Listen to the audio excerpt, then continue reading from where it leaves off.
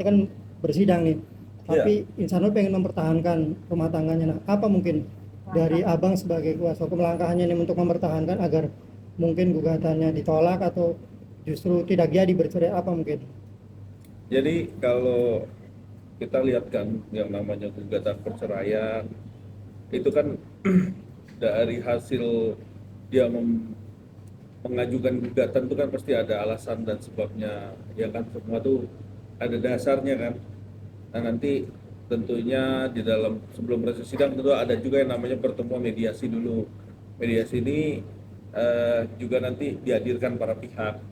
Nah para pihak itu nanti kalau hadir tentunya akan dipertemukan. Nah lewat dari itu kalau memang tidak ada kesepakatan mediasi, ya nanti ada hakimnya nih, hakim mediasi yang melihat keadaan pertikaian kedua belah pihak, ya tentunya tergugat dan penggugat, ya. Nah dua-dua orang ini nanti dipanggil duduk bareng, terus nanti mereka para pihak berdua melakukan satu pembicaraan yang artinya itu yang memang lebih lebih lebih kelihatan seperti apa nanti naturalnya kan gitu. Nah kalau memang benar-benar dari pihaknya Mawa memang benar mau berpisah, tentunya mediasi ini gagal. Ya, mediasi ini gagal, terus akhirnya lanjutlah ke proses sidang. Nah, dari proses sidang itu udah langsung tuh nanti dibacakan lah gugatannya dia. Setelah itu nanti ada pembuktian, saksi dan lain-lain, nanti persidangan itu berjalan. Nah, itu nanti kita tinggal Mas Iksanul tinggal bisa membuktikan apa saja yang dibuktikan dan bagaimana nanti prosesnya. Itu ikutin aja. Nah, kalau yang namanya tidak mau bercerai, itu boleh-boleh aja. Tapi balik lagi semua itu tergantung bagaimana di fakta sidang nanti. Kalau kira-kira juga hakim melihat ini masih bisa dipersatukan, tentunya pasti gugatan itu pasti ditolak. Karena memang satu unsur dan syarat-syarat ketentuan untuk dikabulkan satu persidangan perceraian, tentunya ini harus memenuhi persyaratan, memenuhi unsurnya. Jadi nggak selalu semua gugatan perceraian itu dikabulkan oleh majelis hakim, karena memang harus ada penguat, alasan yang diperkuat dari fakta sidang nanti, mau itu saksi nanti, terus alat buktinya dan lain-lain, nanti kan dihadirkan di sana semua. Nah, nanti kita memberikan fakta di dalam proses sidang itu, gitu loh. Nah, tinggal kita lihat seperti apa. Kita tunggu aja nanti prosesnya. Kalau memang bisa selesai di mediasi, kalau nggak bisa, tandanya proses sidang berjalan. Tapi emang upaya preventif, Kenapa? upaya preventif sebelum nggak perlu sampai dulu persidangan lah, upaya preventif. Iya, kalau saya kan di sini cuma sebagai PH-nya Mas Insan. Mas Insan maunya seperti apa dan nanti bagaimana. Kalau memang nanti proses mediasi kebetulan Mas Insan bisa ketemu sama Mawa dan ngobrol tanpa orang lain, kan di situ ada hakimnya, sebagai mediator di situ. Mediasi itu kan sebagai penengah di situ, mendengar, melihat dan semuanya.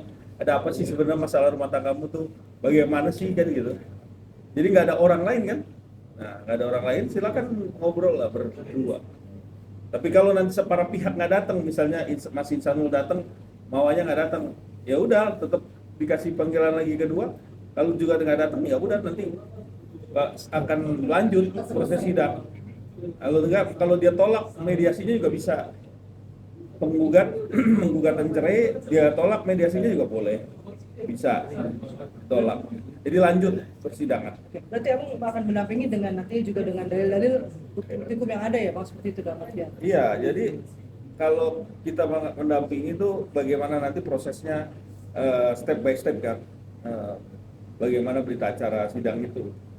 Jadi kita lihat dulu, kalau memang nanti di mediasi kita juga nggak ikut, saya juga nggak ikut nanti, karena mereka di dalam mediasi ini mereka berdua lah yang bisa, para pihak aja datang.